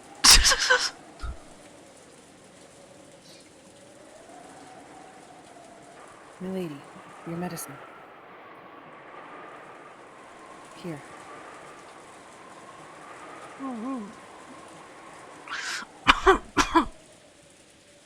Taking the inhaler from Cannon-kun, Jessica used it with a practiced hand. It looked like her throat would still itch for a while, but she had it under control. Are you okay, Jessica? You scared me. It's no big deal. Don't worry about it. Beads of sweat covered Jessica's whole body, and she couldn't hide her rough breathing, but it looked like her sudden attack had calmed down for now.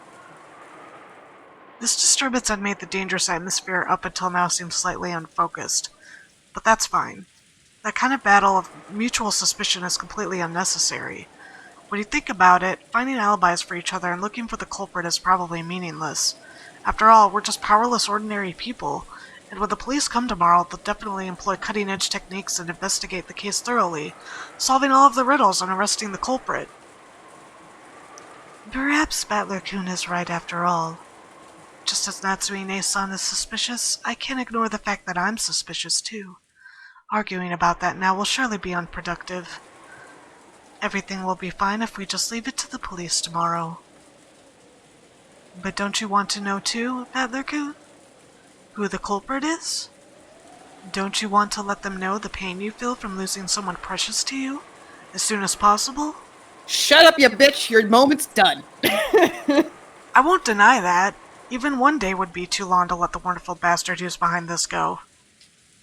But that doesn't mean that I want to suspect one of the 18. Even though I said what I said earlier, I don't even want to suspect you, Aunt Ava. I do.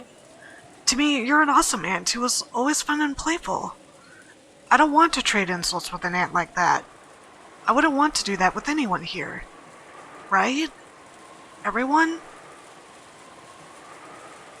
I feel the same way as Battler-kun. It's pointless to trade insults. It's probably just the stress buildup because so many people have been crammed in one place since morning. You mean like what we're in now? Probably. It is only natural. It may not be my place to say it, but I think we should all relax as much as possible.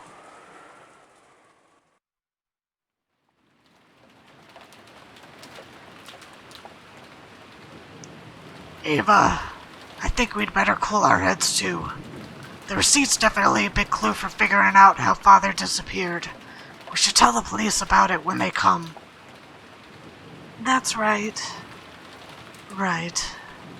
I just felt a little triumphant when I figured out that part with the receipt. Of course, it isn't fair to only suspect Natsuine-san, right? I still don't believe you. I still hate you. No, nothing you say can make me like you again. Fuck this. No, Ava's still alive. For now. We're just as suspicious. But still, Battler-kun, at least the part about the receipt is real, okay? Don't forget it.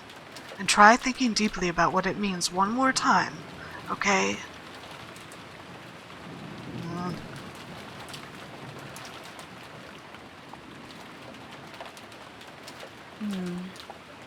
Aunt Ava and Uncle Hideyoshi stood up. It looked like they planned on leaving the parlor. In the end, it's pointless for us to keep playing detectives. After all, the police will reveal everything anyway. That's right. Even if we don't play this detective game, the typhoon will pass, and when those lively seagulls return to the harbor, everything will settle itself. That's right. If you think about it, this kind of crime is completely trivial. It will definitely be resolved. Even if we do nothing. When the seagulls cry. Natsuine-san, I take it you don't want to see my face anymore? I feel the same. If I remember correctly, yesterday you had some rooms prepared for us in the mansion, so we wouldn't need to go back to the guest house, right? Those should each have a bath and a toilet, as well as a lock and a chain to secure the door. There's even a bed to lie on, and my husband will be able to watch TV without having to fight with Maria-chan over which channel to watch, right? She's still got that gun. She still wants to shoot a bitch. Do whatever you want. But make sure to be cautious.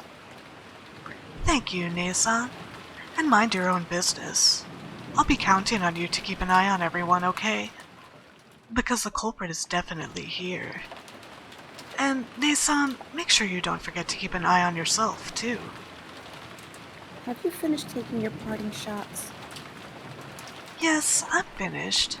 See you, Natsuine-san. No, you won't. Genji-san, let us know when it's time for dinner. Until then, we'll lock ourselves in with the chain. Genji, Canon, escort them to the guest room. We'll be fine. I hate shady escorts. In fact, I'd be more comfortable if nobody leaves this room until we reach ours. Let's go, George. I'll stay here with everyone. Oh! George! The culprit is in this room. Do you plan on staying in a place like that? Leaving this room would be the same as suspecting one of my relatives. Oh, no, GLaDOS, Natsui did not blow Ava away. But Ava will die soon. I can't believe anyone in our family is capable of something that horrible. George! Darling, you tell him too. George is already an adult man. If his code tells him not to leave this room, then it's up to him. Let him do what he wants. 2 against 1! Father. Aunt Ava and Uncle Hideyoshi left. The only voice that called after them was the sound of the rain.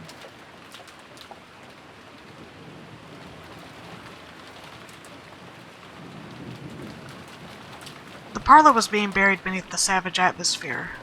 When I looked at the clock, I was surprised to find that it was already evening. Had we really spent that much time worrying about needless things, talking with each other, fighting with each other? Feeling bored, I started scratching at my head when Maria and I made eye contact. I was a little surprised since I thought she was completely immersed in the TV. I believe it now. The letter, the murders, everything. It was all Beatrice. In fact, I almost feel like begging her to come out and take credit for it all. I want it to be the work of a 19th person. Otherwise, the 18 of us will have to keep on suspecting each other. I think believing in a 19th person is better than that.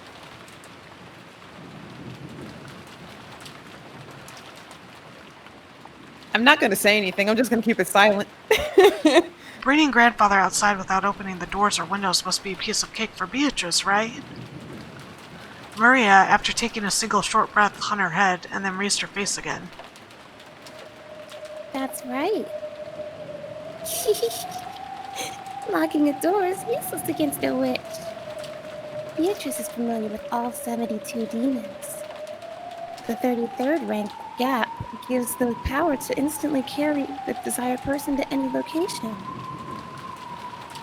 To her, taking a person out of any closed room isn't hard at all, you see.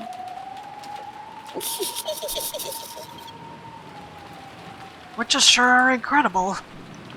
Tell her, if she feels like committing another crime, to do it in a way that no human could.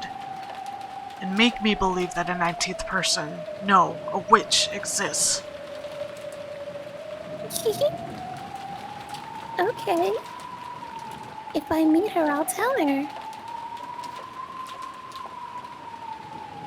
Crap. Nothing's made sense for me for a while now. Just when I want to believe in the 19th person, I deny it. And just when I want to believe there are only 18 people, I deny that too. Even though I Pick a lane, you moron! Even though I want there to be more than just the 18 people here, I can't accept the existence of that 19th person. In short, even though there are more than 18 people, there are less than 19 people. The number of people in this mansion is... this math algebra thing. I'm not gonna read it, whatever. It burns. 19 is greater than X, which is greater than 18. Like 18 and a half a person? I don't know. So the number of people can't be represented by an integer. However, it's impossible for there to be anything after the decimal point. You shouldn't be able to show the number of people with anything but an integer. And yet, 19 is greater than X is greater than 18. How do you explain the fraction less than 1? It's no wonder. That 19th person was something that couldn't be seen. That's why, since you can only write the number of people as an integer, you couldn't see that person. That witch cannot be seen, because Beatrice has no body. Therefore, she is invisible. Is there a 19th person, or not? Does the witch exist? or not. 19 is greater than X is greater than 18.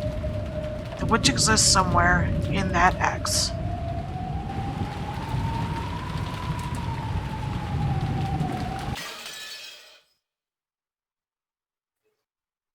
Alrighty. And it is 7 o'clock in the game. And I gotta get to the next screen so I can save. Okay. There it is. Alright. Well, no one died this time. We're still with the 6 people. He's still missing. I still think he's in on it somehow. Like, he may not have been, like... T just posted something in voice chat. Hold on. Brain during the math lesson. Yeah, I can't math. I mean, I can do better math now, but I'm not... I can't math. Like, the way people are doing math now, I can't do that. Oh, hell no. Hell no. Bruce can do that? I can't fucking do that, man. No way. I loved taking algebra in college and in high school, but when they got to the more difficult stuff, I was like, okay, this is really a challenge, but I love thinking. Because thinking got me focused on something. I love focusing on things that grab my attention. Things like history. History doesn't grab my attention because history is the old history. I believe that history is the mistakes of the people back then, and that yes, we're still making those mistakes now, but sometimes the mistakes back then will be lessons for the now, but only people listen to them. And if we're still teaching history as a way of this is what happened, then we're not going to learn from those mistakes. I was more of like the artsy-fartsy type, so like all the literature classes and the history ones, like that was my forte in school. I did terrible at science and math. Like for me, I don't like literature because for me, you had to talk about what you read, and I wasn't really good at talking. So I'm not really good. I don't like calling them English classes either. I like calling them reading classes. See, we didn't really have to do, like, it was more papers. It was writing papers, and I'm good at writing, I guess, so... Yeah, I like that. Yeah. I didn't like that either because they give you, like... I like being concise. So I don't like writing out 5-page papers on 2.5 chapters that I read in, like, a week. Because that makes no sense. I like giving concise... And with me giving concise answers, I would just say, oh, this happened there, this happened there, this happened there. And I think this is the reason why this happened. That's it. And that's 2 pages right there. Oh, no, I could drag out shit forever and I'd get A's. It was, yeah. I feel like I would be, like, losing the point if I went on it. If I kept going with it further, I'd be on a tangent so hard. Bullshitted my way through essays all the fucking time. Dude, me too. I'd feel so bad in college because I would bullshit. Like, there was one time, God, I felt so bad. I wrote an essay, I wrote a paper the day it was due, and I got, like, an A on it, and this other lady in my class had worked on her paper for 2 whole weeks and got a lower score than I did. I felt really bad. There's one class I took in college that I always loved, and it was called it was called like a CSI class. Ooh. And I loved that class so much because in a CSI class, you think about murders and you think about how they died. And for me, science. Even though I wasn't going to go into that, that was like a side quest for me. That was an amazing side quest. Man, I wish he got taught by a real person who was from the FBI. Oh, what the fuck? That's badass. I don't have anything like that in my school. But you also, I think FBI headquarters is in Virginia, so... No, I went to Delaware for my college. Really? I went to Delaware for my undergrad. Why would they have... Okay. But, like, she was in the FBI, and she was in, like, criminal justice and all that other kind of stuff, and it was just like, oh my god, this is great. I even went over, like, for my final project, I had to do a report on a criminal that she gave us from a list.